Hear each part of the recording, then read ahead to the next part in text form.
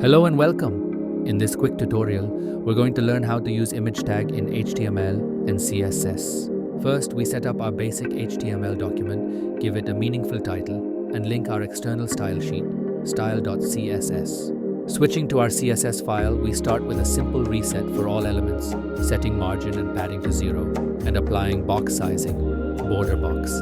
Next, we style the body element. We set its width to 100% and height to 100 VH to cover the entire screen. After setting a background color and font family, we use Flexbox setting display flex and flex direction column to easily center all the page content both vertically and horizontally. Back in our HTML, we start with a tag for the main heading, giving our content a clear title.